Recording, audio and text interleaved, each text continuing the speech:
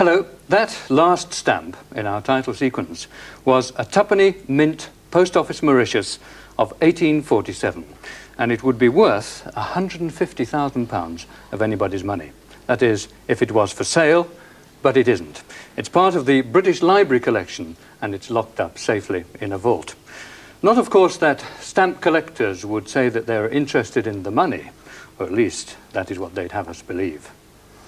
Well, this is the first in a series of 10 programmes, which is all about stamps, envelopes, documents, anything that crops up in the post, things that might even come through your letterbox.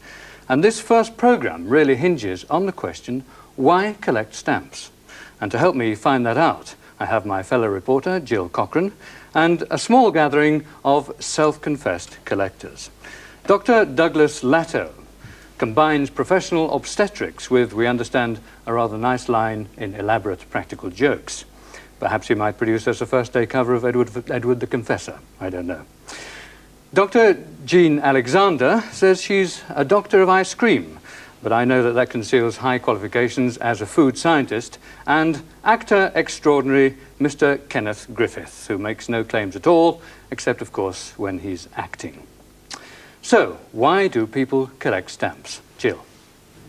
Well, of course, it's difficult to generalise. Every collector probably has his or her own reasons for collecting.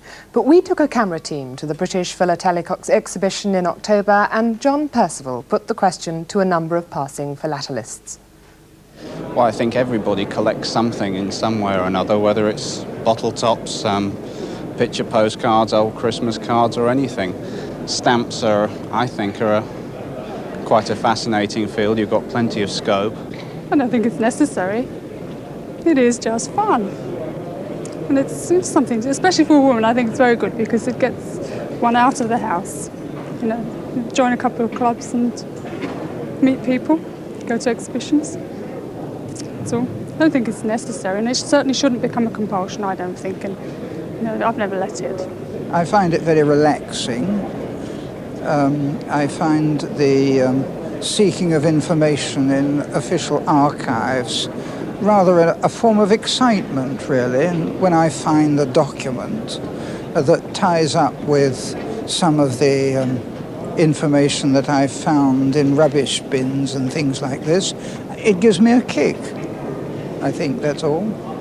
I don't know, I just like sort of accumulating all kinds of odds and ends, and sort of I like sort of mementos of almost where one goes, and stamps are a sort of memento, really, even though you haven't been to the various countries concerned. So it's all rather fun. There's a certain amount of scholar in it, I suppose, yes. If you do it seriously, of course there is. There's a certain amount of jigsaw puzzle in it, too. There's a heck of a lot of interest in those stupid little bits of paper. I'm not speaking about the money that I invested into the stamps and that have increased strongly in as long as the money itself devalued. But I got much pleasure out of the stamps and of my personal airmail collection whenever I looked into my album, and whenever I have the opportunity of looking into my album, I do it because it does give me an enormous amount of pleasure. A random collection of collectors, at least those who agreed to talk to us. Perhaps philatelists are rather private people. I don't know, perhaps we'll find out. Jean, how did you begin collecting stamps? Well, I think I was really born into it because my father was a very, very keen collector, and I was given my first stamp album when I was 5 years old, and I was taken along to a lot of stamp meetings on Saturday afternoons, and in among collectors I decided it was time I started collecting, and when I was about 11 I wanted to collect either birds or flowers or something like that. Something pretty? Well, something like that, yes. And then it was suggested, I heard of someone who collected waterfalls, and that appealed to me, so I started collecting waterfalls and stamps. And I'd like to see one of those. Your first one is? The first one is the Austrian Falls, the Krümmel Falls in Austria. Have you been there? No, I haven't been there. And the next one is the Bridal Veil Falls in New Zealand. And then we come to the Mauritius stamp showing the Grand River Southeast Cascade. And the signature across this was the signature of the designer, and the cancellation is that of his cancellation from his post office, where he's sub-postmaster. And that, of course, is an added interest to a philatelist, isn't Oh, it? this adds a lot to it, and it's not the sort of thing you can go out and buy. You need to know the right person in the right place to get this. Dr. Leto, what kind of collecting is yours? I collect British stamps. And how did you start? I started with my brother Conrad. We collected as children. We enjoyed it, and then we collected British Empire. We had quite a good collection. And then a friend of ours, Hector Munro, came down from Aberdeen, and he admired our collection so much that my brother took pity on him and gave him the whole lot. What? What, without your permission? Without my permission. Oh dear. And since then that disheartened me a little bit, until my children went to school, and then my eldest daughter Christina, I collected stamps for her. And one day I was going through Selfridges and I saw a penny black for £3 for sale, which I bought, and I enjoyed it all the way home. I was looking at it on my hand all the way home and enjoying it, and I decided to keep it to myself. And from then on, I collected, got really enthusiastic in British stamps. Now, what about you, Kenneth? You don't really collect stamps like Dr. Lato and Jean Alexander, do you? I collect British military postal history, that is the envelopes sent by British soldiers in those many British wars. And I started that when I visited South Africa in '52, and I visited Ladysmith in Natal, which was the military centre for Britain in 1899. And while there, I saw the graves of British soldiers who died in that siege, and that stimulated me why they were dead, why they were buried there. And when I got back to Britain, I saw a Natal postcard, which was cancelled, Ladysmith Siege Post Office, and I knew that I was very close to the siege, and that has led me, the seeing of that postcard has led me to make now, I think, 6 documentary films about the Anglo-Boer War, and of course it's extended into television and history much farther afield than that, but I wouldn't have made those films if it hadn't been for that Natal postcard posted in the Siege of Ladysmith. We can go back to this kind of thing later on in the programme. In the meantime, Jill. As you'll already have gathered from collectors who've talked to us, there are a number of different approaches to the hobby and a number of different forms a collection might take. Perhaps preeminent at the very top end of the stamp market are the classics, the stamps of the 19th century, like the penny black itself, or this Ceylon head from New Zealand, Ceylon because that was the name of the engraver, or this early pictorial, an 1892 American issue. But you need to be quite rich these days to collect the best classic stamps. Another way to do it is to collect first-day covers, that's stamps straight from the printers, and you can get those from the post office, like this Shakespearean issue of 1965, or from one of the many dealers who provide just this kind of service. Many collectors prefer the challenge of trying to assemble the stamps of one country, from its earliest classics, if it has any, to its latest issues. But again, to collect the stamps of one country is rather an expensive way of going about things. So another way to do it is to collect thematics, stamps on the same theme. They'll be from different countries, but they'll carry a similar motive, like birds, perhaps, or aeroplanes, or stamps which are associated with a particular event, the Greek Olympics there, or a particular person, the original Evita. A more specialist collector might become interested in collecting a particular printing technique, or stamps from a particular area of the world that might be remote, perhaps, or airmails are of interest to some, or Kenneth Griffiths' postal history stamps, they're of interest too. The list is endless. But what about the very new collector? He or she might do worse than to go along to his local stamp shop and ask them what they've got to offer, which is just what our camera crew did with their reporter, John Percival. This particular shop is on Pulteney Bridge, Bath, the stamp and coin shop run by Mr. and Mrs. Swindells. They cater for all kinds of collectors, from the experienced specialist to the raw beginner. So I asked Audrey Swindells what advice she would offer to a first-time customer.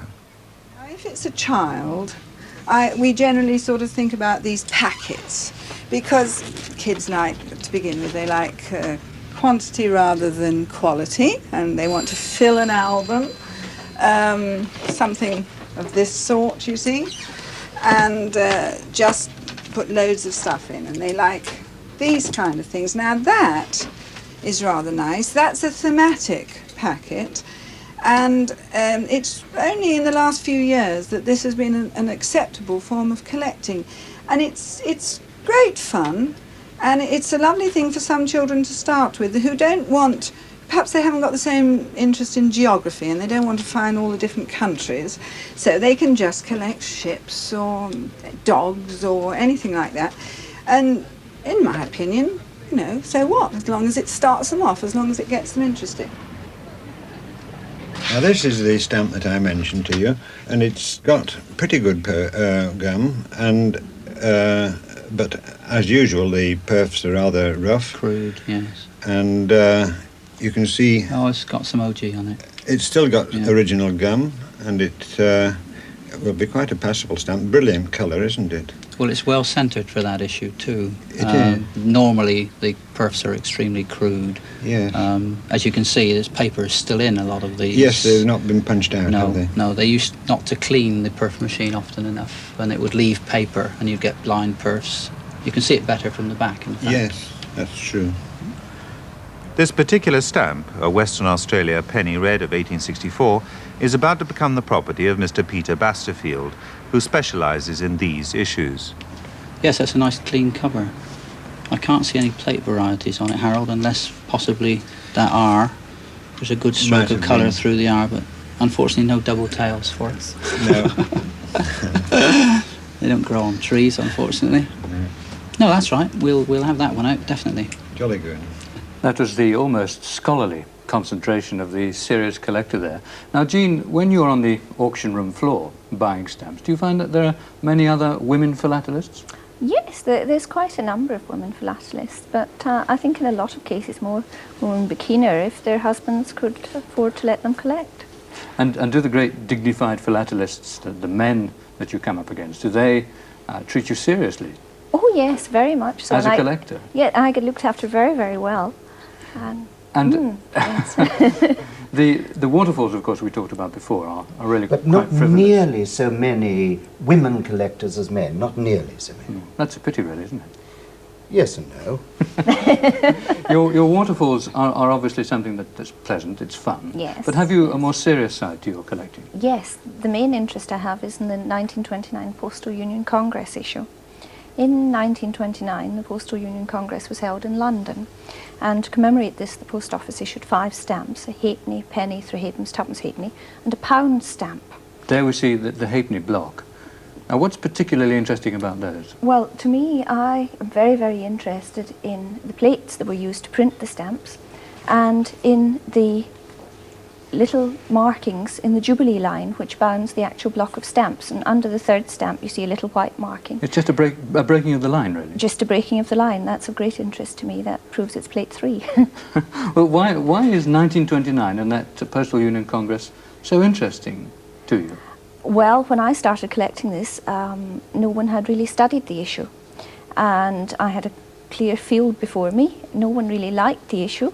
Part of the reason was that the issue included the pound value, and when it came out in 1929, collectors were very much against a pound value in a commemorative set, and they boycotted the issue. And why did they boycott it? Well, a pound was a lot of money in 1929, and they just didn't buy the pound. And some of the designs of the 2pence halfpenny they thought were beer bottle labels, and they just didn't like them. Well, that stamp is very beautiful, isn't it? It's a very, very nice stamp. There were altogether 61,000 issued, and they were in sale over the post office counter well into the 1930s. Now, the pound stamp was also overprinted specimen in red, and this was given to delegates at the Congress. And unlike the other pound stamp, which hasn't the overprint, you couldn't go to the post office and buy one, and they're very much scarcer than the pound stamp. How much is that one worth, do you think? The pound stamp? Well, that specimen? No, that's an awkward question. Unless it's an auction, there's not that many come up, and they've been increasing in value quite a lot recently. Talking about money then, Dr. Latto, we said earlier that perhaps true stamp collectors don't worry so much about the money, but you do, surely. Well, stamp collectors just can't help making money. Stamp collectors, they research into the stamps, they know a lot about them, and they can't help making money, whereas speculators may or may not make money. And a dealer will tell you that he often gets asked to make up a block of stamps for investment, purely for investment. Now, what is your opinion of the person who buys for investment only? I think it's a bit chancy. No, but do you think he's a true collector? No, he's not a collector at all. You wouldn't class him with you at all? No. He's just a speculator. Well, what's your collection worth? Well, my collection, it's very difficult to tell the value of a collection until it's sold over an auction counter. There's no way of telling. It's got to be sold first. But is this money that's coming into the stamp market spoiling it for young boys who want to start collecting? No, you can collect in all levels, and you don't need to have a very valuable collection to have a very interesting collection. But I wonder how many small boys will ever achieve what you found, the first day cover, perhaps one of your most exciting moments. Well, after I've slipped away, they will be able to buy this when they've made a bit of money, and then they'll enjoy the fun of having it. What's the story behind it? This stamp I found in Reading, and this is a penny black letter AA tied to the letter nicely with a red Maltese cross and cancelled in the Lombard Street Post Office on the 6th of May 1840. So that's the first stamp of the sheet on the very first day of issue. That now is probably worth several £1,000s. That's the first time that an adhesive stamp was stuck on an envelope and sent through the post. Yeah. The very first day cover. Yes. So what is your main interest then? Is it the important bureaucratic involvement of the post office in bringing out its stamps and all that goes into it?